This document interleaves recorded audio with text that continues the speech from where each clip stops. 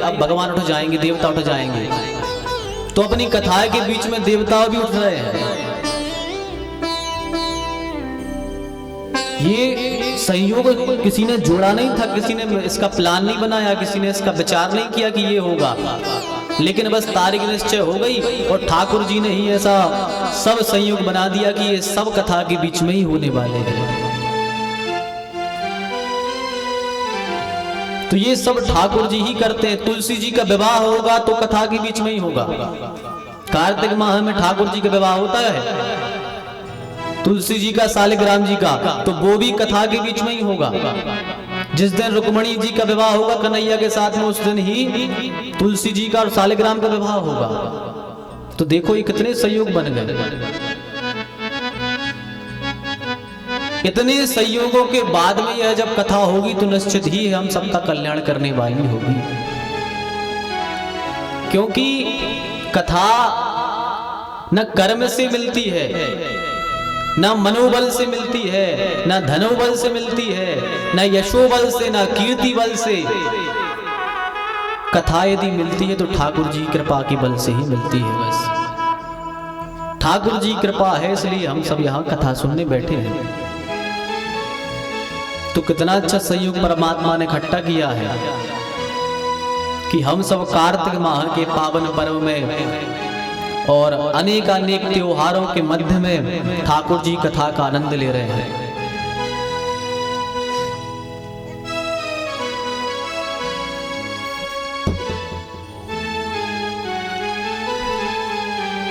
कल की कथा में आप सबने भागवत जी के महात्म का श्रवण किया, महात्म की कथा सुनी।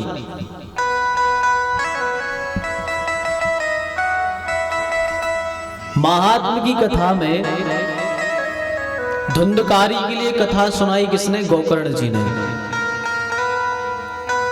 गोकर्ण ने कथा सुनाई, धुंधकारी ने ध्यान लगाकर कथा को सुना और जिससे उसका मोक्ष भी हो गया। कल भी हमने एक बात कही थी, आज भी कहेंगे। पहले के समय में केवल एक बार ही भागवत कथा हुई है, केवल एक बार हुई है, उसने में ही सबका कल्याण हो गया। एक बार सुखदेव ने परीक्षित को सुनाई, परीक्षित का कल्याण हो गया। एक बार सूत जी ने सोनक जी को सुनाई है, एक बार गोकर्ण ने धुंधकारी को सुनाई है। दो बार का कोई सिस्टम नहीं रहा। एक बार गोकर्ण ने सुनाई और धुंधकारी का कल्याण हो गया। एक बार सुखदेव जी ने कथा सुनाई, परीक्षित का कल्याण हो गया। पहले केवल एक बार ही भागवत होती थी, केवल एक बार, उतने में कल्याण हो जाता था। पर आजकल क्या है कि हम सब जानते तो हैं पर हम सब मानते नहीं हैं। बस हम सब जान रहे हैं पर मान नहीं रहे, बस इतनी बात है। और भैया जानने में और मानने में बड़ा फर्क है। आप यहाँ जितने बैठे हो, आप सब जानते हो कि एक दिन हमारी मृत्यु आनी है, एक न एक दिन हम मर जाएंगे। जब लोग किसी के साथ में शमशान जाते हैं, राम नाम सत्य है, राम नाम सत्य है कहते हुए, तो लोगों के मन में भाव आता है कि भैया जैसे जी चले जा रहे हैं, अपन चार कंधा पे लेके जा रहे हैं, एक दिन हम भी ऐसे ही चले जाए हैं। ये दुनिया में कछु भी नहीं जाने, सब भी रखो रहने हैं। ऐसे राम कोई नाम सत्य है तो राम ही नाम लेते रहो जिंदगी में। जब तक व्यक्ति घर से शमशान तक जे है, जी बातें हैं मन में, सब घर बिल्कुल बैरी सो लगे है, पूरे घर परिवार के बैरी लगे है। अरे कोई मतलब नहीं है, बहुएं ने बिटियां सब संसार में रह जाने, धन दौलत रह जाने हैं। एक दिन हम भी ऐसे ही राख बन जे हैं, अब तो भगवान को भजन कर लो। लेकिन जैसे ही शमशान से लौट के आए, फिर अपने नहाए धोए अपनी ड्यूटी पे चले गए, फिर से काम में लग गए, सब भूल गए। तो यहाँ ज्ञानी हर व्यक्ति है, हर व्यक्ति ज्ञानी है।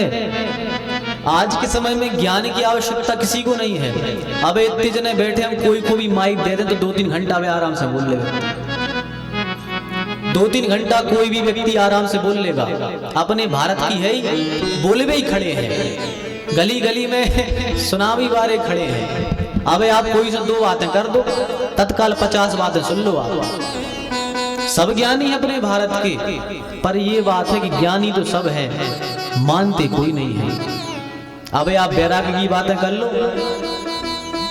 2 मिनट बैठ जाओ बैरागी की बातें कर। अभी अब भाई अरे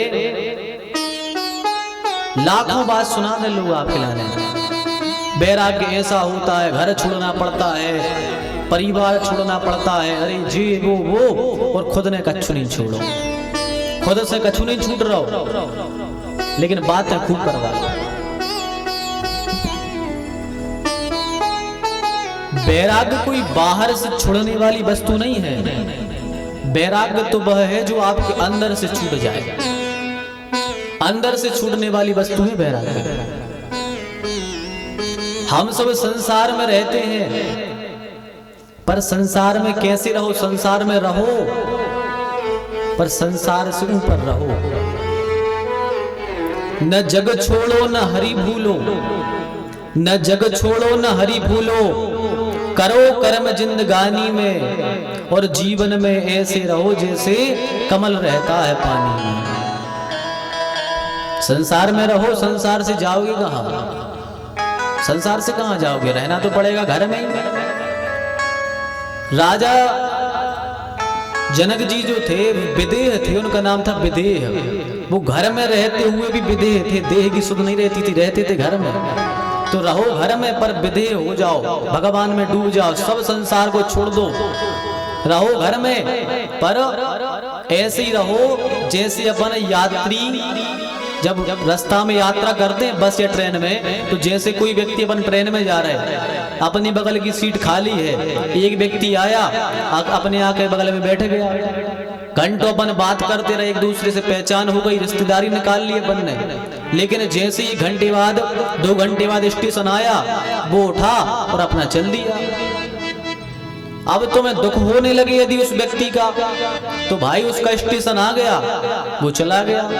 ऐसे ही संसार में हम सब गाड़ी में बैठे हैं, किसी का स्टेशन आ जाता है, वो उतर जाता है, कोई नया यात्री बैठ जाता है। तो संसार में सबसे रहो साथ में, पर सबसे अलग रहो। जैसे कमल जो होता है, कमल कहाँ होता है? यदि कोई व्यक्ति जानता ना हो कमल कहाँ होता है, उससे पूछो कमल कहाँ होता है, तो वो यह कहेगा कि बड़ी सुगंधित स्थान पर होता होगा, अच्छी जगह पर कमल होता होगा। जो जानता नहीं उससे पूछो, पर जो जानता है वो जानता है कि कमल कीचड़ में खिलता है। कमल जो है कीचड़ में खिलता है, पर जब कमल खिलता है तो उसके ऊपर एक बूंद भी कीचड़ की नहीं होती, एक बूंद भी कीचड़ की नहीं होती है, कीचड़ में पर एक बूंद भी उस पर कीचड़ की नहीं है। ऐसे ही आप भी संसार में रहो पर संसार आपके अंदर ना रहे, बस ये प्रयास करो। एक बार देखो ठाकुर जी से प्रेम कब होता है? 2 कंडीशन है भगवान से प्रेम की। या तो संसार से मन हट जाए तो ठाकुर जी से प्रेम हो जाता है। यदि ठाकुर जी से प्रेम हो गया, संसार अपन समझ गए संसार में कुछ नहीं है, तो व्यक्ति का ठाकुर जी से प्रेम हो जाता है। संसार ठोकर लगा दे तो ठाकुर जी से प्रेम हो जाता है, तो छूट जाता है संसार। या फिर ठाकुर जी से प्रेम हो जाता है तो संसार अपने आप छूट जाता है।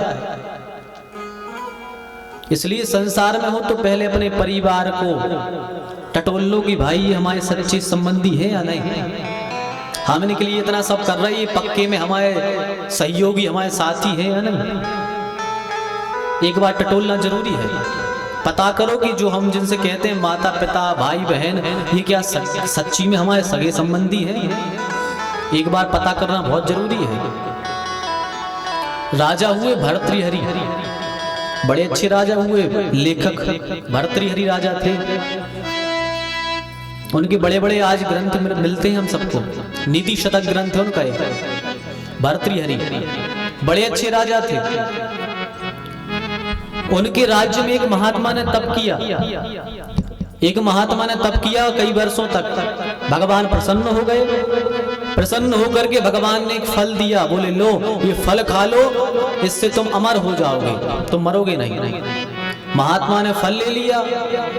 अब महात्मा ने सोचा कि जिंदा रह के करना क्या है? अपने यहाँ के राजा को फल दे देते हैं। राजा इतना अच्छा राजपाट चला रहा है, राजा फल लगाएगा, अमर रहेगा तो अच्छा राज चलाएगा।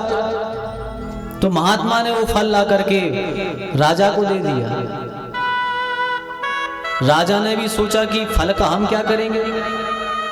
वो अपनी पत्नी से प्रेम करता था, उसने सोचा कि हम ये फल अपनी पत्नी को दे देते हैं, हमारी पत्नी अमर हो जाएगी, हम उसको देखते ही अमर हो जाएंगे। पत्नी को देखते ही देखते अमर हो जाए, हम तो पत्नी को खिला दे रहे हैं। तो राजा भर्तृहरि ने अपनी पत्नी को फल दे दिया, पत्नी को फल दे दिया। अब अच्छा, पत्नी पसंद करती थी उसके सेनापति को। राजा भर्तृहरि की पत्नी पसंद करती थी सेनापति को। तो उस पत्नी ने सोचा, रानी ने, कि ये फल हम ना खाएं, हमारे प्रियतम को दे दें, हमारे प्रियतम को दे दें हम फल। तो उसने वह फल सेनापति को दे दिया। सेनापति के फल पास में आया फल। सेनापति ने सोचा हम फल का क्या करेंगे। वह सेनापति एक नर्तकी से प्रेम करता था, तो उसने सोचा हम अपनी प्रियतमा को दे दें। तो उस सेनापति ने वह फल उस नर्तकी को दे दिया। जब नर्तकी को वह फल दिया, अब नर्तकी ने सोचा कि हम फल का क्या करें, जिंदगी भर से नाच रहे हैं, यदि फल खा लिया अमर हो जाएंगे तो जिंदगी भर नाचना पड़ेगा, हमें नहीं खाना फल, काहे को जिंदा रहे। तो उस नर्तकी ने वह फल राजा को दे दिया, भर्तृहरि को वापस। अब जब राजा भर्तृहरि के पास में फल आया तो राजा देख के चौंक गया, अरे ये फल तो हमने अपनी पत्नी को दिया था, हमारे पास कैसे आ गया।